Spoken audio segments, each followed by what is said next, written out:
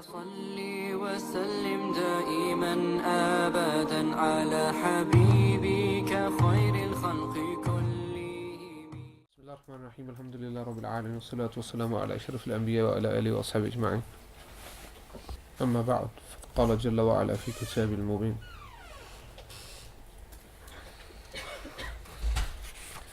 إن كنتم تحبون الله فاتبعوني يحببكم الله ويغفر لكم ذنوبكم والله غفور رحيم. السلام عليكم ورحمة الله وبركاته. Inshallah, I'm just gonna give a brief introduction and then hopefully the munshids will be here by then. And we're gonna do the khatam of the burda first, and then after which I'll comment on maybe one line or two lines of the burda. Last week I introduced the first masra', the first hemistitch of the first bait or first line of the burda. Inshallah, we'll do two lines today, or maybe 2.5. But I'll introduce the topic first, for those people who didn't attend last week.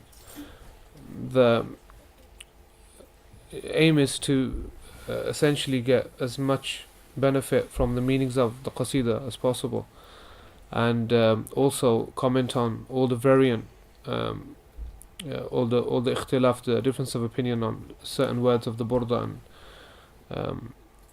and especially the esoteric meanings of the burda. Last week it was mainly introduction to Imam Busiri on the burda and the history of the burda. I didn't really get time to go into detail, but the overview given was in regard to why it was written, and Busiri himself, a little bit about his life, although very little is known about his life, and a little about the poem and the poem's connection to one of the great poets of the Prophet ﷺ, Ka'b ibn Zuhair, and also its connection to the poetry of Umar ibn Farid, the great Egyptian poet. Today, inshallah, I'm just going to give a brief introduction, and then we're going to cover two lines. The main theme of the lesson today, inshallah, will be to go over some of the meanings I gave last week to the first line, with maybe two additional meanings, and then to cover the second line. The process of going through the burda is extremely slow, simply because if we miss anything, no, don't put it on top of that. Just move. Give me the books. Then you won't get the true benefit of the burda. Right at the end of the lesson, I'll give a brief grammatical overview for some of the grammar students here. Very brief though. The burda has exceptional grammatical qualities in its sarf, nahw and balagha, and it'll take a very, very long time to go over all the different possibilities in grammar. Plus, majority of people probably here are maybe not that fascinated by Arabic grammar, so yeah, last few 2 or 3 minutes I'm just going to give a brief overview of the grammar in the burda. Now, just to begin, inshallah, as an introduction, just some of the fawaid, or the benefits of studying the burda, and also what the aim and objective is, the ghaya and the matlub.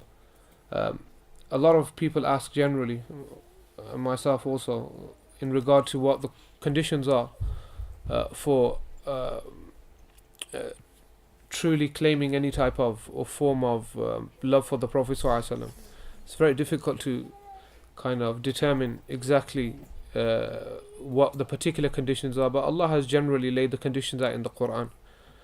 And the problem that we face often is, like Imam al-Busiri states, he says, "Astaghfirullah min qawlin bila amalin laqad nasabtu bihi naslan lidhi uqumi," that I repent for saying something and not practicing, i.e., or saying a thing and not acting by it. It's as if an impotent man were to claim that he has children. So we have to be very, very careful as to what we say in regard to our connection to the Prophet ﷺ. For instance, the great scholar Al-Izz ibn Abdul Salam, Egyptian scholar, of the same century as Busiri. In fact, some reports suggest that they were friends. Allah knows best. Stated that using the word ishq, for instance, Ain Shin Qaf, ishq, for Allah subhanahu wa ta'ala, and in one report, according to some of the ulama, even for the Prophet sallallahu alaihi wasallam, so you say, I'm ashikun nabi, or ashikullah, he said it's makruh, it's an impermissible on certain grounds. Because he said that the word ishq has some type of sensual love, or inference to it. Other scholars allowed it, but they were very, very careful of what words they even used. That's my point. Mahabba is normally used for the Prophet ﷺ, hub is used. Although in Urdu and Farsi, the word ishq has a different meaning, so, or very, ever so slightly anyway. So it can be used in that context. And it's very difficult to kind of claim something and then not be able to live up to it. It's very, very difficult. Especially if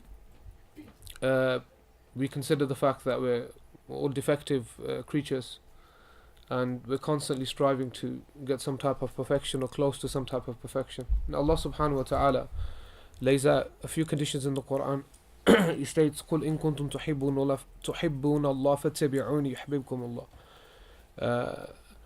Say, i.e. to the Prophet sallallahu alaihi wasallam, if you love God, then follow me, and God will love you and forgive your sins. Now, ittiba', following the Prophet ﷺ, has a lot of conditions. One of the cornerstones, or the main condition rather, is sincerity or ikhlas, free from ostentation, being free from showing off, or these types of vices. And the reason I mention that is we live in an age of external beauty, and everything is external. Our clothes, our phone, the way we look, selfies, taking pictures of ourselves, constantly looking in the mirror. The sunnah of the Prophet ﷺ, for instance, was that a person only comb his hair once every few days, for instance. The hadith in Shama'il Tirmidhi. What that means is that it doesn't mean you look scruffy, because his head was mainly covered, but he gave more importance, or wanting people to be more concerned with internal than external. The word for external beauty in Arabic is jamal. The word for internal beauty is ihsan, Husain, is internal. And he was very concerned with people's internal beauty. And that's kind of lacking in this day and age, because we have a particular social engineering now that promotes everything external. Internal is it doesn't matter much. Even with food, they don't really care. Once it gets past the throat, what it does to your body, as long as it tastes good. And the sunnah is there essentially to revive people's internal rather than the external. The Prophet ﷺ said, Allahu la yanzuru ila ajsadikum wa suwarikum. There's variations of this hadith. God doesn't look at your bodies nor your the way that you look, ila suwarikum, or your form. وَلَكِنْ يَنْظُرُ إِلَى قُلُوبِكُمْ وَعَمَالِكُمْ. But He looks at your heart and the actions that you do. And they're very important things, because judgment is only left to God, or is left to God. And external often doesn't infer the internal. Something very, very important. So this verse itself, the cornerstone of this verse, that follow me, is that you have sincerity in following the Prophet ﷺ. But what's very, very important here is that we also kind of live in a pseudo love culture as well, where love essentially has no evidence. If you love somebody, then there must be some kind of external evidence. And the Sahaba were kind of very concerned about that. Very concerned about showing this external evidence for the Prophet ﷺ. Talha, for instance, on Yawm al-Uhud, in the Battle of Uhud, took more arrows in his body than any other Sahabi. It's very important, because what he did was, the Mount of Uhud, he carried the Prophet ﷺ up the mountain. And on that day, the Prophet ﷺ was wearing 2 sets of chainmail. Eventually, he was injured so badly that they just couldn't find him. He was defending the Prophet ﷺ so much and the other Sahaba that he just disappeared at one point, and they found him in a ditch. He did survive, but not for long. His injuries were really damaging. And the day the Prophet ﷺ renamed that day, instead of Yawm al-Uhud, he named it Yawm Talha.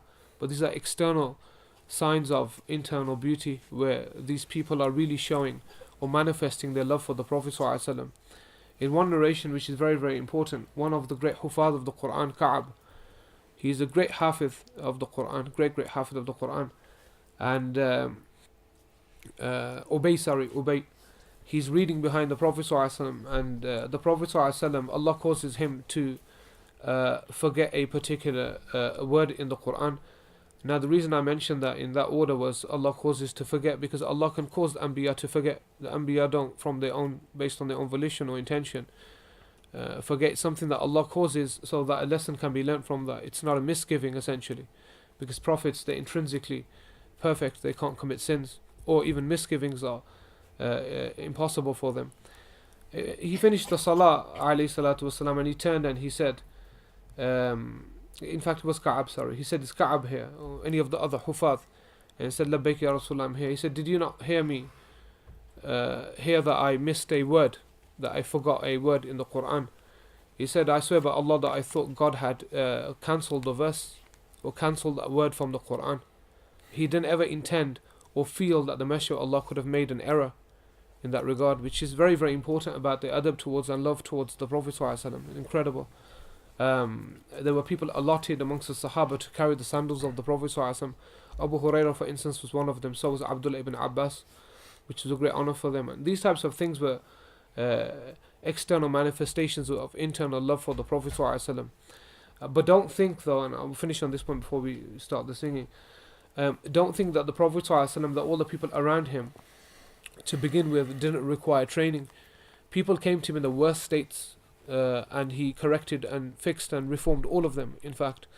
And not only that, he allowed them to behave around him in a comfortable manner. A man came to the Prophet ﷺ, I think I quoted this last time, and he was shaking, and the Prophet ﷺ calmed him down, obviously from the awe of the Messenger of Allah ﷺ.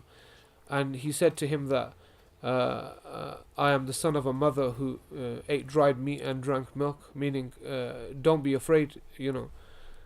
And he calmed him down. Many other people, for instance, a man came to the Prophet ﷺ and he said he had a particular problem, a sin that he committed, and he said, Ya Rasulullah, I commit this sin but I feel extremely bad about it, I have a lot of remorse. And the Prophet ﷺ praised him actually. He said, in feeling remorse for a sin is a maqam, is essentially a turning to Allah. It's a type of maghfirah, it's a type of forgiveness almost. He didn't say to him, why are you doing this or why are you doing that? Even the man who came to him that had a problem with flirting, for instance, the Prophet ﷺ gave him several examples or scenarios, after which he said, I won't do it again. But he didn't rebuke him essentially. He wasn't harsh with him. So these are very, very important things in following the Messenger of Allah ﷺ and trying to imitate as best as possible his manner around people. One of the important things. You got it? Yeah. One of the important things about human beings is that outside of the body we have a great connection. We're going to talk about one particular riwayah today, that the arwah, the junud, are soldiers. And we're going to talk about that today, inshallah, which is really important. But Adam alayhi salam spent a very long time, in fact, before Sayyidah Hawa was created, according to some narrations, in Jannah, in Al-Jannah. Spent some time. But even though Allah had given him in Al-Jannah, you know, the trees and the fruits and the land of Al-Jannah was impeccable, he still felt incredibly lonely, actually. And he asked Allah to create for him a partner. What's important about that is human beings will never be satisfied with material goods. They'll only be satisfied with other people. Other people make them happy. And one of the reasons I believe that is because all of our souls are created from the loins of Adam, or from Adam, Sayyidina Adam alayhi salam. And for that reason we have a connection, because we were at a point one that was divided. So human beings for that reason have a deep, deep rooted connection with each other. And maybe it's the fear of non-existence that scares people from death. People are always scared of death, so they're really scared of dying. I don't think people are scared of dying. I think people are scared of not existing, because the soul has never felt that before. You know, once it was created, it never felt non-existence. And the only thing that brings comfort to people when they think about death is other people. The fact that they'll meet people, or they'll be in the company of other people. The loneliest feeling is a feeling in the grave. Why? Because you're alone. You're without people. Even if you were given material goods there, you still probably feel lonely. And that's the point of uns, that human beings are made in a state of companionship and the best sohbah is with the Messenger of Allah alayhi salatu wasalam. Inshallah, we're going to read the khatam